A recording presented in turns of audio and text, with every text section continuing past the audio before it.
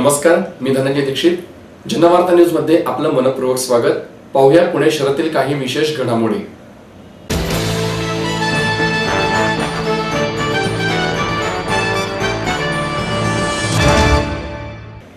Smart सिटीमध्ये पुणे शहराची निवड हे पुणेकरांचं यश असल्याचं मत महापालिका आयुक्त कुणाल कुमार यांनी व्यक्त केलं. केंद्र शासनाच्या स्मार्ट सिटी योजनेच्या स्पर्धेत 98 शहरे सहभागी झाली होती. प्रत्येक शहराच्या आराखड्याची तपासणी आंतरराष्ट्रीय तज्ज्ञांनी करून 20 शहरांची निवड केली आहे. या स्पर्धेत पुणे शहराचा दुसरा क्रमांक आला आहे. ही आनंदाची बाब आहे. लोकसहभागाच्या माध्यमातून स्मार्ट सिटीचा आराखडा करण्यात आला होता. स्मार्ट सिटीमध्ये पुणे शहराची निवड हे पुणेकरांचं यश असल्याचं मत महापालिका आयुक्त कुणाल कुमार यांनी व्यक्त केलं आहे. केंद्रीय नगर विकास मंत्री व्यंकय्या नायडू यांनी आज स्मार्ट सिटी स्पर्धेत यश मिळालेल्या 20 शहरांची यादी प्रसिद्ध केली. या स्पर्धेत सर्वाधिक गुण भुवनेश्वर शहराला तर दुसऱ्या क्रमांकावर पुणे शहर आहे. याबाबत पालिका आयुक्त कुणाल कुमार यांनी पत्रकार परिषद आयोजित केली होती. यावेळी कुणाल कुमार म्हणाले की स्मार्ट सिटी अंतर्गत पुणे शहराचा विकास करण्यासाठी साधारण 10 ते 15 वर्षे लागणार आहेत. या विकास कामासाठी जवळपास 20,000 कोटींच्या निधीची गरज पडणार आहे. पायाभूत सुविधा निर्माण करण्यासाठी एक खास टीम तयार करण्यात येणार आहे. या अंतर्गत स्मार्ट सिटीमध्ये सर्व प्रकल्पांची अंमलबजावणी केली जाणार आहे. तसेच सिटी ट्रान्सफर युनिट मार्फत शहरातील मोठ्या प्रकल्पांबाबत महापालिका, केंद्र आणि राज्य शासनाशी समन्वय साधला जाणार आहे. स्मार्ट सिटीमध्ये पुणे शहराची निवड हा ऐतिहासिक क्षण आहे. स्मार्ट सिटी अंतर्गतच्या विविध योजनांची अंमलबजावणी प्रभावीपणे करण्यासाठी नियोजन केले जाणार आहे. लोकसहभागातून स्मार्ट सिटीचा आराखडा उत्तम प्रकारचा झाला. यापुढील काळात विविध योजनांची अंमलबजावणी करण्यासाठी लोकसहभागाचा आधार घेतला जाणार आहे. शहराच्या विकासासाठी विजन कम्युनिटी निर्माण केली जाणार आहे. दिनांक 29 रोजी 12 वाजता कॅबिनेट सेक्रेटरींनी स्मार्ट सिटीबाबत बैठक बोलावली आहे. या बैठकीमध्ये स्मार्ट सिटीच्या पुढील कार्याची दिशा ठरणार आहे.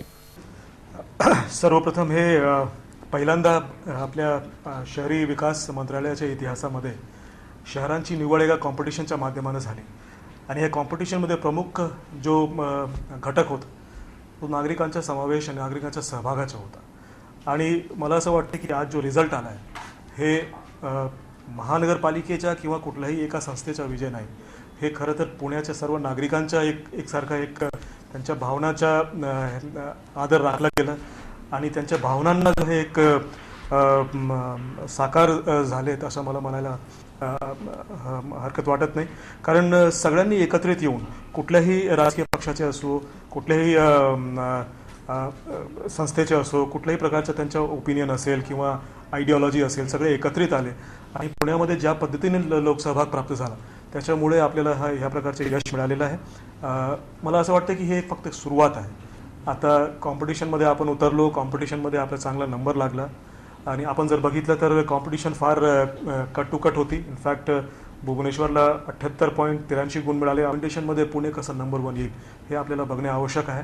कारण खरं पुढच्या 3, 4, 5 वर्षामध्ये अत्यंत महत्त्वाचे प्रोजेक्ट्स, स्मार्ट सिटीज तर एक आहेत, अमृत आहे, इतर वाहतूक, पाणी, नदी सुधार, नदीच्या आपल्याला जो एकत्रित सौंदर्यीकरण करणे, महत्त्वाचे प्रोजेक्ट्स आपल्या समोर आहेत.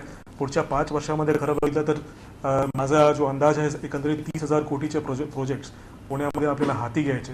अशा पद्धतीने आपल्याला जेव्हा काम करायचं असेल तर आजचं जो वातावरण आहे एकत्रित लोकसहभागाचे अत्यंत पोषक आहे आणि मला असं वाटतं की सर्व लोक जेव्हा एकत्रित येऊन ह्या शहरामध्ये काम करतील तेव्हा निश्चित आपण हे ध्येय साध्य करायला यश प्राप्त करू शकतो. खरं आपण कुठल्याही कॉम्पिटिशनमध्ये जेव्हा सहभागी होतो ते कॉम्पिटिशनचे रूल्स आपल्याला पूर्वीपासून माहीत होत असतात.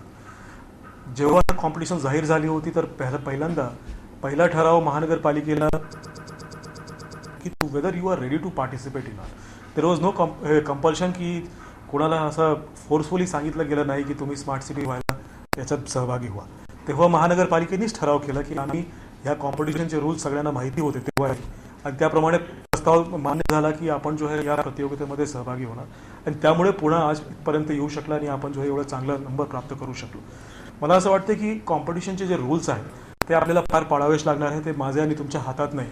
त्या रूल्सचा वापर कसा करता येईल आणि त्या रूल्समध्ये बसून आपल्याला शहराचं कसं चांगलं नियोजन करता येईल, कसं चांगलं इम्प्लिमेंटेशन करता येईल, त्यातला बेस्ट पॉसिबल रिझल्ट कसा काढता येईल. कारण मला असं वाटतं की आज नुसतं हा अनाउन्समेंट आपल्यासाठी नाही, आपल्या राज्यासाठी नाही, आपल्या देशासाठी नाही, तर पूर्ण जगभरामध्ये आज हे लोक वॉच करत आहेत की भारतामधले कुठले शहर आहेत जे स्मार्ट सिटी होण्याकडे दिशेकडे चाललेले आहेत. मागच्या 2-4 महिन्याचाच इतिहास बघितला तर मागच्या 2-4 महिन्यामध्ये अनेक देशांचे लोक पुण्यात येत आहेत. पुण्यातनं जो आहे आम्ही जेव्हा बाहेर जातो त्यांची उत्सुकता पुण्याकडे येण्यासाठी प्रचंड वाढते. त्याच्यामुळे आत्ता मला असं वाटतं की आपण कॉम्पिटिशनचे रूल्स जे आहेत त्यानुसार त्याच्यामध्ये बसूनच पुढे काम करायचे आहे. त्याच्याबद्दल वाद करून काही उपयोग होणार नाही. सगळ्यांनी ते मान्य केलं पाहिजे आणि मला विश्वास आहे की आपण हे सगळ्यांना कन्व्हिन्स करायला जो आहे सक्षमरित्या आपण यशस्वी होणार आणि एकदा तो झाला मग त्यानंतर आपण खरा इम्प्लिमेंटेशनला सुरुवात करू. त्याच्यामध्ये वेग पाहिजे, रिअल चॅलेंजेस देणार. आपण जर योग्य पद्धतीने हे सगळं इम्प्लिमेंट करू शकलो तेव्हाच आपण खरं स्मार्ट सिटी होऊ शकतो. आज यासाठी अनेक सर्व राजकीय पक्ष असेल, प्रशासन असेल यांनी अहोरात्र प्रयत्न केले. त्याचप्रमाणे पुणेकरांनी एक चांगल्या प्रकारचा सहभाग या स्मार्ट सिटीच्या निमित्तानं या कामासाठी घेतला. त्याच्यामुळे आज आपण 2 नंबरच्या स्थानावरती पडलो. आज आपण पाहत असाल की पुणे शहर मोठ्या प्रमाणामध्ये वाढतंय. गेल्या 10 ते 15 वर्षामध्ये एक चांगल्या पद्धतीनं पुणे शहराचा विकास होतोय. मोठ्या प्रमाणात आपलं एज्युकेशनल हब असणारी city, auto hub, IT hub म्हणून उदयास आली आणि त्याच्यामध्ये मोठ्या प्रमाणामध्ये इन्फ्रास्ट्रक्चर आपण डेव्हलप केलं आणि हे केल्यानंतर एक चांगल्या प्रकारचं वातावरण या शहरामध्ये निर्माण झालं आणि याच्यामध्ये स्मार्ट सिटी होत असतानाच नक्कीच ही जी झालेली डेव्हलपमेंट होती त्याचा सुद्धा विचार मोठ्या प्रमाणामध्ये करण्यात आला. आज आपण पाहत असाल या स्मार्ट सिटीच्या अंतर्गत आपल्याला चांगली मिळू शकते. आज आपण पाहत असाल की जायकाच्या माध्यमातून आपण प्रयत्न केले आणि त्याच्यामध्ये देण्याचं काम आपण स्मार्ट सिटीच्या माध्यमातून नक्कीच करणार आहोत. मी खरं तर पुणेकरांचं अभिनंदन या निमित्ताने करतो आणि सर्व राजकीय पक्षांना या ठिकाणी धन्यवाद देतो की आज प्रशासनाचं अभिनंदन करतो की आज आपली या स्मार्ट सिटीमध्ये निवड झाली, 2 नंबरने झाली. नक्कीच याचा उपयोग या पुणेकरांना चांगल्या पद्धतीने होईल. स्मार्ट सिटीमध्ये पुणे शहराचा नंबर लागला 20च्या यादीमध्ये आलं. खऱ्या अर्थानं हे पुणेकर नागरिक, सर्व राजकीय पक्षाचे लोकप्रतिनिधी आणि पुणेकर नागरिकांचंच यश म्हणावं लागेल. त्याचप्रमाणे प्रशासनाने केलेली रात्रंदिवस मेहनत, आपण सर्वजण प्रिंट मीडिया असेल, इलेक्ट्रॉनिक मीडिया असेल यांनी वेळोवेळी स्मार्ट सिटीच्या बाबतीमध्ये पॉझिटिव्हली दिलेलं कव्हरेज आणि त्याच्यामधनं झालेला लोकसहभाग याच्यामुळे खऱ्या अर्थानं पुणे शहराची स्मार्ट सिटीमध्ये निवड झालेली. आज आपण पाहत असाल की गेल्या 10-12 वर्षामध्ये पुणे शहर मोठ्या प्रमाणामध्ये वाढलं. त्यामध्ये एज्युकेशनल हब असणारं हे पुणे, सांस्कृतिक राजधानी असणारे Pune, auto hub, IT hub म्हणून ओळखलं जावं लागलं. मोठी औद्योगिक नगरी म्हणून पुणे शहराकडे पाहावं लागलं आणि त्याच्यामधनं फार मोठ्या प्रमाणामध्ये डेव्हलपमेंट झाली, इन्फ्रास्ट्रक्चर तयार केलं आणि त्याचा उपयोग आज स्मार्ट सिटी होण्यामध्ये नक्कीच झालेला आज आपल्याला दिसून येतं. मी खरं तर सर्वच अधिकारी असतील, सर्व लोकप्रतिनिधी असतील आणि सर्वात महत्त्वाचं म्हणजे पुणेकरांना या ठिकाणी धन्यवाद देऊ इच्छितो की आपण अत्यंत चांगल्या पद्धतीने याच्यामध्ये सहभाग घेतला आणि पुणे शहराला स्मार्ट सिटी म्हणून त्या ठिकाणी स्थान मिळालेलं आहे. आज निवड झाली, परंतु पुढच्या काळामध्ये हे खरं पाहिलं तर सर्व पुणेकर असतील, अधिकारी असतील, त्याचप्रमाणे पदाधिकारी किंवा लोकप्रतिनिधी असेल यांच्यासाठी हे एक चॅलेंज आहे.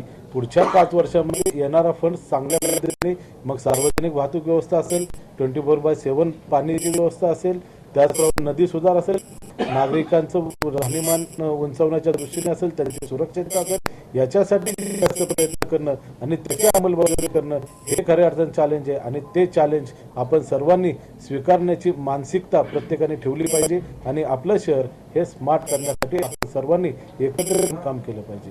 धन्यवाद.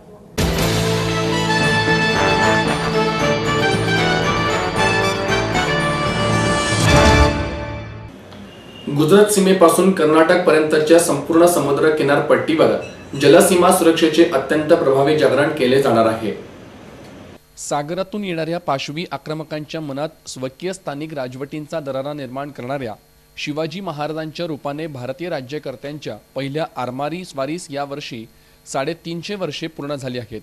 याची निमित्त साधून गुजरात सीमेपासून कर्नाटकापर्यंतचा संपूर्ण समुद्र किनारपट्टीवर जलसीमा सुरक्षेचे अत्यंत प्रभावी जागरण केले जाणार आहे, अशी माहिती संग्राम गरुड यांनी पत्रकार परिषदेत दिली. सागरावर आरूढ होऊन समुद्र उल्लंघन करणाऱ्या तामिळनाडूत 16 नंतरचे शिवराय पहिले भारतीय राज्यकर्ते ठरले. या सागर विजय घटनेस यंदा 350 वर्षे पूर्ण झाली। या विश्ववंद्य विजयाचे औचित्य साधून पुण्यातील काही ध्येयवेडे युवकांनी महाराष्ट्र, गोवा व कर्नाटक या 3 राज्यांच्या 17 जिल्ह्यातील सागरी किनारपट्टीवरील सुमारे 76 गावांमध्ये प्रकट सभांच्या माध्यमातून जलसीमा जागरण करणार आहेत। समुद्र सीमा सुरक्षा जागरणासाठी संकल्पित अशा या आरमार मोहिमेचा प्रत्यक्ष सागरी प्रवासाचा प्रारंभ 28 जानेवारी रोजी मुंबईला नौदल तळावरून झाला आहे। छत्रपती शिवाजी महाराजांच्या आरमारी स्वारीला 351 वर्षांचे औचित्य साधून भारतीय नौदलाच्या सौजन्याने या सागरी प्रवासाची आखणी केली आहे। महाराष्ट्राच्या किनारपट्टीवरील 44 तरुण शिवकालाशी साधर्म्य सांगणाऱ्या शिडीच्या होड्यातून मुंबई ते बेंगुर्ले हा प्रवास 9 दिवसात पूर्ण करणार आहेत। तरी जास्तीत जास्त युवकांनी या मोहिमेत सामील व्हावे असे देखील आवाहन शिववंदना समूहाचे तेजस काळे यांनी केले।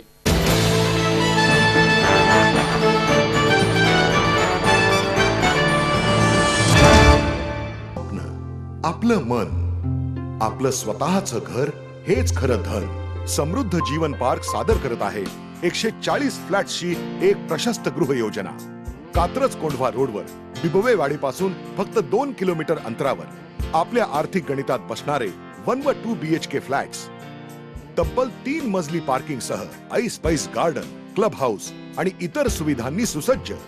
बुकिंग साठी संपर्क 9850937373 9850947373।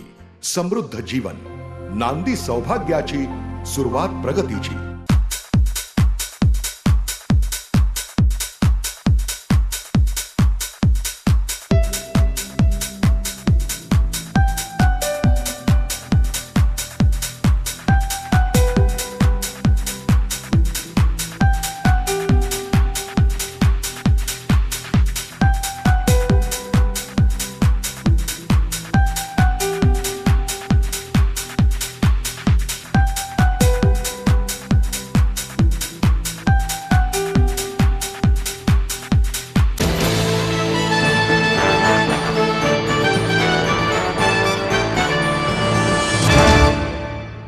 टिकेकर यांच्या निधनामुळे व्यासंगी संपादक गमावला अशा शब्दात पुणे श्रमिक पत्रकार संघातर्फे त्यांना श्रद्धांजली अर्पण करण्यात आली। उत्तम हस्ताक्षर, साहित्य आणि पत्रकारितेच्या परंपरेचे ज्ञान असलेल्या डॉक्टर अरुण टिकेकर यांच्या निधनामुळे मराठी पत्रकारितेने व्यासंगी संपादक गमावला अशा शब्दात विविध मान्यवरांनी ज्येष्ठ संपादक अरुण टिकेकर यांना श्रद्धांजली अर्पण केली। ज्येष्ठ संपादक विचारवंत अरुण टिकेकर यांना श्रद्धांजली अर्पण करण्यासाठी पुणे श्रमिक पत्रकार संघातर्फे सभेचे आयोजन करण्यात आले होते। ज्येष्ठ पत्रकार अरुण खोरे, शशिकांत भगवान, संजय तांबट, DR कुलकर्णी, सुभाष इनामदार आणि संघाचे अध्यक्ष जितेंद्र अष्टेकर यांनी टिकेकर यांच्या आठवणींना उजाळा दिला। खोरे म्हणाले, ज्ञानाच्या व्यासंगामुळे टिकेकर यांच्याविषयी आम्हाला दरारा वाटत असे। पत्रकारितेचा अभिजात वारसा त्यांच्या लेखनातून दिसत असे। शिवसेना प्रमुखांवर टीका करणारा त्यांचा कानोबा तुझी घोंगडी चांगली रे हा अग्रलेख गाजला होता। त्यानंतर ठाकरे यांनी केलेल्या टीकेला प्रत्युत्तर देताना टिकेकर यांनी संयम, सुसंस्कृतपणा आणि अभिजातता सोडली नाही। व्यासंग वाढविणे आणि कोणत्याही विषयामध्ये खोलात जाऊन विचार करण्याचा प्रयत्न ही सवय लावून घेणे हीच टिकेकर यांना खरी श्रद्धांजली ठरेल असे तांबट यांनी सांगितले।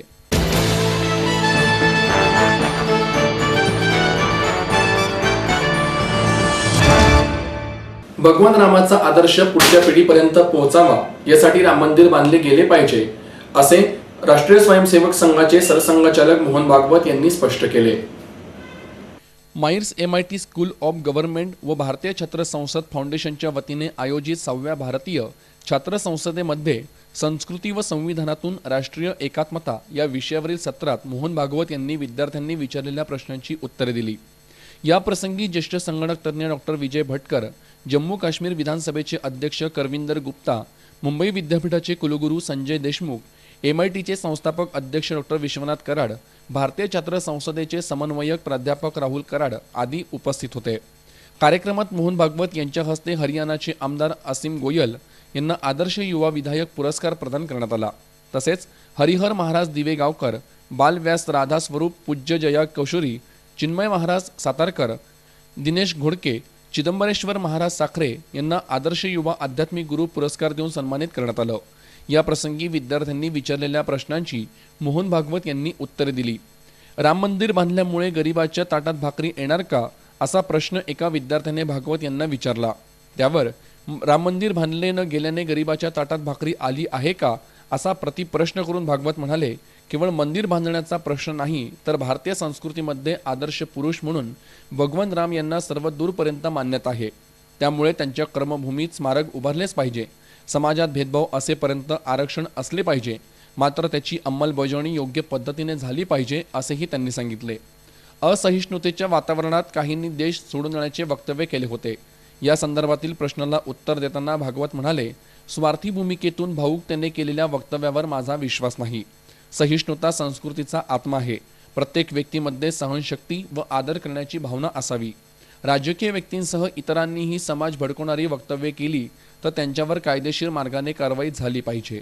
अनेक विविधता को सम्मान स्वीकार करने का स्वभाव है, उसके बारे में चर्चा चलेगी, परस्पर विरोधी मत भी आएंगे। इस चर्चा में से हम सहमति बनाएंगे और उस दिशा में देश को आगे बढ़ाएंगे। कलम 36 से कलम 51 तक वो डायरेक्टिव प्रिंसिपल्स है। हमारी आधारभूमि निश्चित है, वो हमारा स्वभाव है, हमारी संस्कृति है। खाना के साथ अपने संविधान में डायरेक्टिव प्रिंसिपल्स नाम से एक दिशा भी बताई गई है। मुझे विश्व गुरु भारत चाहिए, अभी नहीं मिल सकता यहाँ, तो बहुत सारी तैयारी करनी पड़ेगी। आज हम उस स्थिति में नहीं है, 10 साल के बाद आएंगे, हम कहेंगे विश्व गुरु भारत भूलेंगे नहीं। दिशा ध्यान में रखनी है, उस दिशा में प्रयास करना है। अपने संविधान की दिशा अगर देखते हैं तो वो डायरेक्टिव प्रिंसिपल्स में क्या क्या होना चाहिए अपने देश का स्वरूप, तो भी हमको स्वीकार करें। अपनी अपनी विविधताओं को सुरक्षित रखते हुए दूसरों की विविधता का पूर्ण सम्मान स्वीकार करते हुए हम लोग साथ चलेंगे, चल सकते हैं। दुनिया को इस संदेश को देने के लिए भारत देश का प्रयोजन है।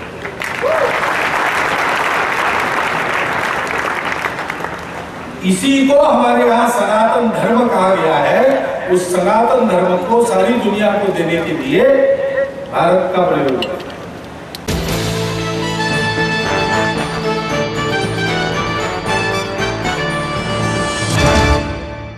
लाखो नागरिकांना मालकी हक्काने जमिनी मिळण्याचा मार्ग मोकळ होणार आहे, असे महसूल मंत्री एकनाथ खडसे यांनी सांगितले। महसूल विभागाच्या वतीने आयोजित विभागीय आयुक्त आणि जिल्हाधिकारी परिषदेचे उद्घाटन महसूल मंत्री एकनाथ खडसे यांच्या हस्ते करण्यात आले।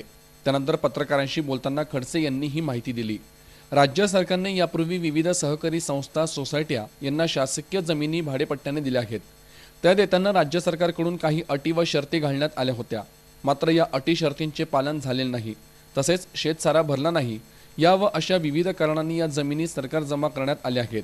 जागा सरकारच्या नावावर असली तरी प्रत्यक्षात त्या जागा संबंधितांच्या ताब्यात आहेत, त्या मालकी हक्काने मिळाव्यात अशी मागणी अनेक वर्षे होत आहे। या संदर्भात बोलताना खडसे म्हणाले, अशा सर्व जमिनी मूळ मालकांना परत देण्याचा निर्णय राज्य सरकारने घेतला आहे। लवकरच त्याबाबतचे अध्यादेश काढण्यात येणार आहेत। मात्र या जमिनी मालकी हक्काच्या करून देताना त्यांच्याकडून काही प्रमाणात शुल्क वसूल केले जाणार आहे। तुकडाबंदी कायद्याबद्दल बोलताना खडसे म्हणाले, विकास आराखडा आणि प्रादेशिक आराखड्यात असलेला तुकडाबंदी कायदा रद्द करण्यात आला आहे। त्यामुळे विकास योजना असलेल्या क्षेत्रात यापूर्वी तुकडाबंदीमुळे अनेक घरे बेकायदेशीर ठरली आहेत। ती या निर्णयामुळे नियमित होण्यास मदत होणार आहे। अशी घरे नियमित करताना ती आरक्षणाच्या जागेवर नाहीत, रस्ता रुंदीकरणात अडथळा ठरत नाही यांची खात्री करूनच ती नियमित केली जाणार आहेत। बक्षीसपत्राची नोंदणी करताना मुद्रांक शुल्क कपात करून 200 रुपये आकारण्याचा निर्णय यापूर्वी घेतला आहे, मात्र त्यावर 1% नोंदणी शुल्क व 1% LBT आकारण्यात येतो। LBT हा स्थानिक स्वराज्य संस्थांचा कर आहे। बक्षीसपत्राची नोंदणी करताना तो आकारू नये असे खडसे यांनी सांगितले। अजूनही इंग्रजांच्या कालखंडामधलेच कायदे महसूल विभागात तरी बरेचसे अस्तित्वात, त्या कालखंडामधून जे काही त्यावेळेस होतं त्याच्यामध्ये कालानुरूप बदल करण्याची आवश्यकता होती आणि यानुसार मागील 6 महिन्यापूर्वी महसूल विभागाने एक महसूल विभागाचे एक राज्य स्तरीय कॉन्फरन्स घेतली होती। त्यामध्ये आमचे सर्व अधिकारी म्हणजे मंत्रालयातील अधिकारी माझा आयुक्त, कलेक्टर, ॲडिशनल कलेक्टर, आमचे लँड रेकॉर्डचे श्री कडू पाटील, त्याला काय म्हणतो आपण आयुक्त म्हणतो. नंतर आमचे नोंदणी आयुक्त स्टॅम्पचे रामकृष्णन, शेती महामंडळाचे आमचे MD हे त्या विभागाचे, असे जे आहे त्यांची एक कॉन्फरन्स 6 महिन्यापूर्वी घेतली होती आणि साधारणतः आतापर्यंत लोकांच्या काय तक्रारी आहे त्यावर काय उपाययोजना केली पाहिजे याची चर्चा 6 महिन्यापूर्वी आम्ही या ठिकाणीच केली होती. त्यामध्ये बरेचसे प्रस्ताव, आमच्या सूचना, प्रस्तावापेक्षा सूचना या त्या कॉन्फरन्समध्ये आल्या होत्या आणि आता त्या सूचनेनुसार काही बदल आम्ही यामधल्या 6 महिन्याच्या कालखंडात करायला सुरुवात केली. त्यामध्ये महाराष्ट्र जमीन महसूल सुधारणा कायदा जे तुम्हाला आता हे आदेश दिले, हे एका वर्षामध्ये आम्ही काय निर्णय घेतले त्याचे परिपत्रक, त्याचे GR, त्याची कॉपीज ह्या सगळ्या ह्याच्यामध्ये जोडलेले आहे. हे एका वर्षात घेतलेले निर्णय, त्याचं ब्रीफ मी फक्त तुम्हाला या ठिकाणी सांगणार आहे. प्रॉपर्टी मुलाच्या नावची करायची असेल किंवा मुलीच्या करायची, कुटुंबातल्या रक्ताच्या नात्याला, ब्लड रिलेशनमधल्या व्यक्तीला अशा स्वरूपाची आपलीच प्रॉपर्टी आपल्या मुलाच्या नावाला करत असताना जी स्टॅम्प ड्युटी लागत होती साधारणतः 4% आसपास, त्यातलं मुद्रांक शुल्क आम्ही काढून टाकलं आणि त्यासाठी फक्त 200 रुपयाच्या नोंदणीवर आता आपल्याला भाऊ, बहीण, नातू आणि सून, विधवा सून अशांच्या ठिकाणी आता वाटणीपत्र त्या 200 रुपयावर करता येईल.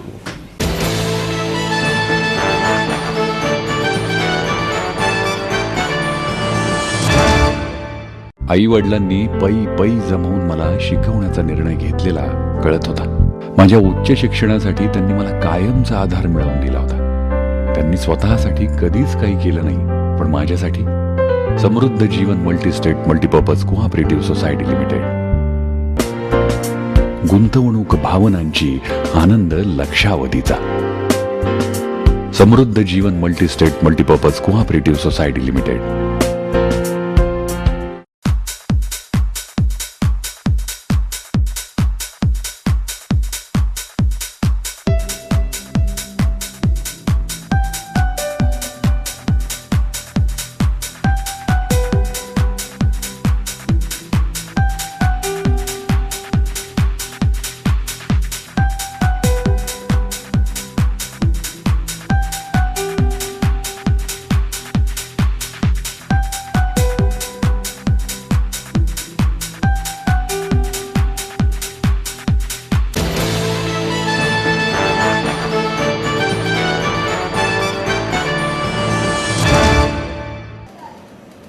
धर्माच्या राजकारणापेक्षा राजकारणाचा धर्म ठरवा असे आवाहन आम आदमी पक्षाचे नेते डॉक्टर कुमार विश्वास यांनी केले.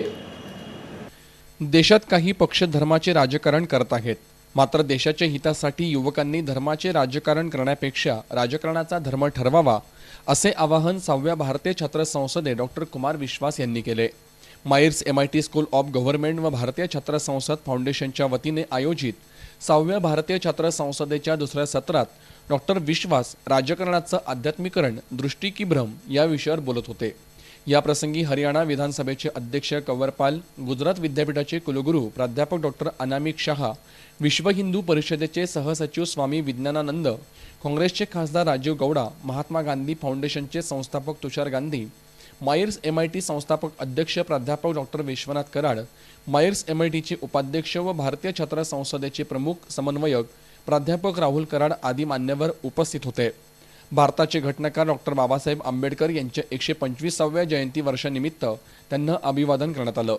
आदर्श युवा आमदार पुरस्कार देऊन उत्तर गोवा विधानसभा मतदारसंघाचे आमदार मिशेल लोबो आणि ओडिशातील आमदार जगन्नाथ साराका यांना गौरवण्यात आलं.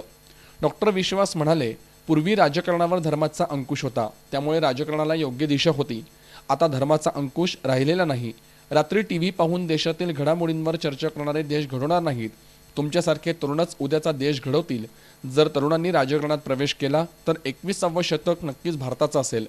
सत्राच्या प्रास्ताविकात प्राध्यापक डॉक्टर अनामिक शहा म्हणाले, भारतात पहिल्यापासून राजकारणाचे आध्यात्मिकरण करण्यात आले आहे.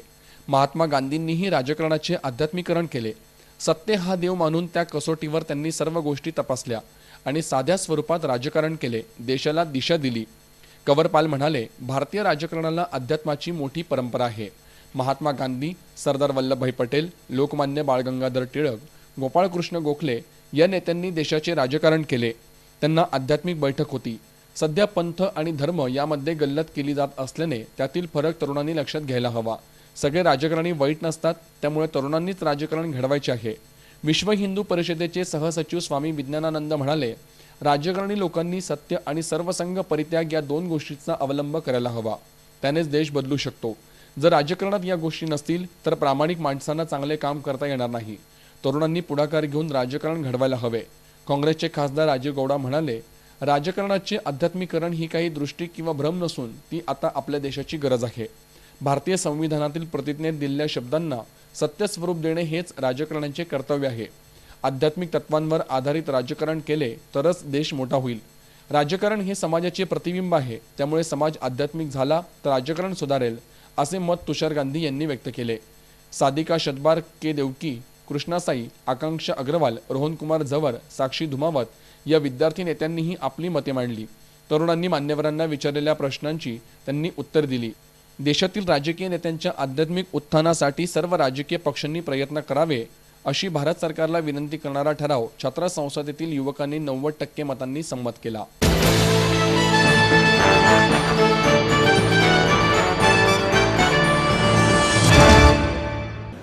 Walk it out talk it out या संघटनेतर्फे एका विशेष वॉकचं आयोजन करण्यात आलं होतं. अंध विद्यार्थ्यांसाठी काम करणाऱ्या दृष्टी या सेवाभावी संस्थेला निधी उपलब्ध करून देण्यासाठी walk it out talk it out या संघटनेतर्फे एका विशेष वॉकचं आयोजन करण्यात आलं होतं. संघटनेचे नेहा येवले यांनी या उपक्रमाच्या माध्यमातून 50 किलोमीटर चालण्याचा पराक्रम केला. यातून गोळा झालेला निधी दृष्टी या संस्थेला देण्यात आला. या माध्यमातून चालण्याचे महत्त्व नागरिकांना पटवून देण्यात आले.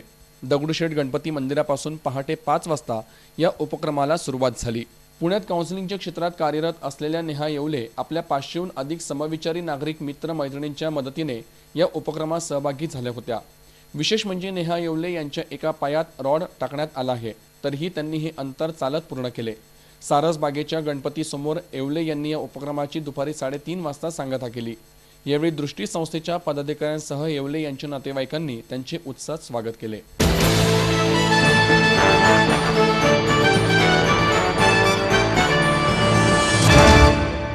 माहेर सोडून सासरी आले. इथेही प्रेमाची मायेची माणसं होती, पण माझं भविष्य सुरक्षित आहे ह्याचा आनंद आत्मविश्वास वाढवणारा होता. Samruddha Jeevan multistate multipurpose cooperative society limited. गुंतवणूक भावनांची, आनंद लक्षावधीचा. Samruddha Jeevan multistate multipurpose cooperative society limited.